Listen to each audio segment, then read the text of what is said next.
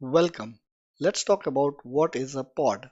So as we know so far, pod is a smallest deployable unit. So if we look at one of the worker node, so worker node can have more than one pods. So every pod then contains the container with application and the library.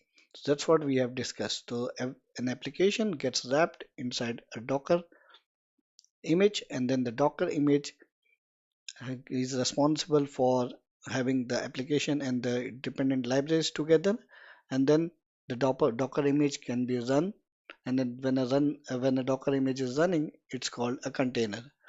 So here, that's what we are saying. Inside a pod we can have one or more containers running. Similarly, there can be many pods running inside one worker node, and we see that there can be many worker nodes which are running different pods. So in short, pods is the smallest deployable unit.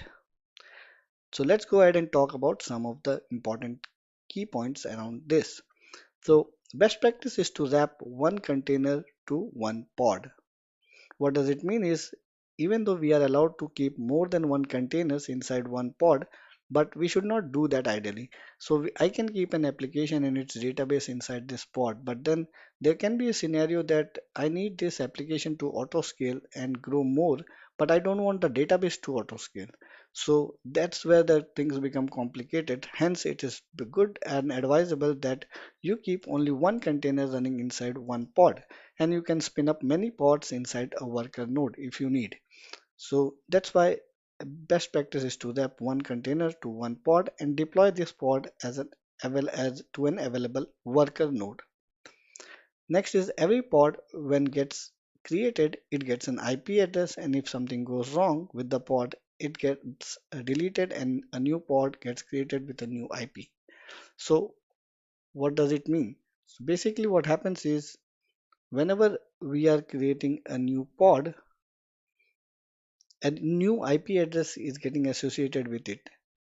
And when the pod gets deleted, this IP address is also getting deleted.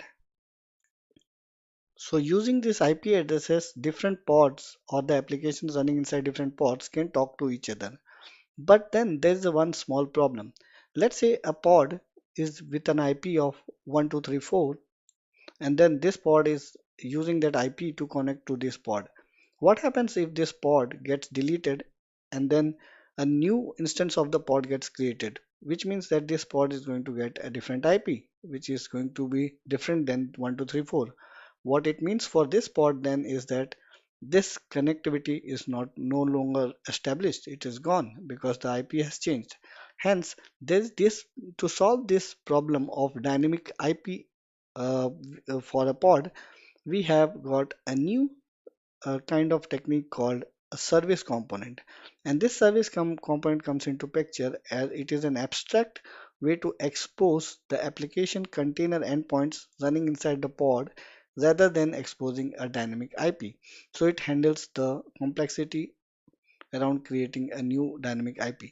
So what it means is that instead of these applications talking to each other with the help of IPs, rather they talk with DNS names which gets associated with every pod, and that DNS name is never going to change. Even though the pod is getting killed and a new pod is getting created with a new IP, the service is going to make sure the DNS name of this pod is never changed, which means this pod is going to talk to this pod via the help of this service, and which will provide a DNS name to this particular pod. So that's what it means. So service and pods have different life cycle. Whenever a pod is destroyed, the service remains intact, so we can connect to all the pods using service. So what it means is, the life cycle of a pod is independent than the service, which means if the pod is getting destroyed, it does not mean that the service is getting destroyed. Service is still there and it is waiting for this pod to come up again with a new IP, which means this service is now, if we are calling this particular pod from this pod via the service, this service is actually responding.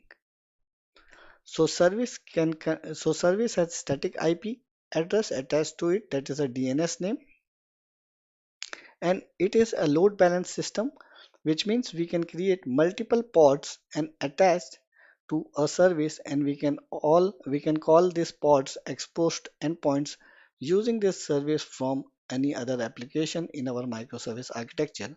What it means is this service is an application which is load balance, which is acting in the load balance mode. What it means is as many as request comes to it, it is going to route that request to different pods.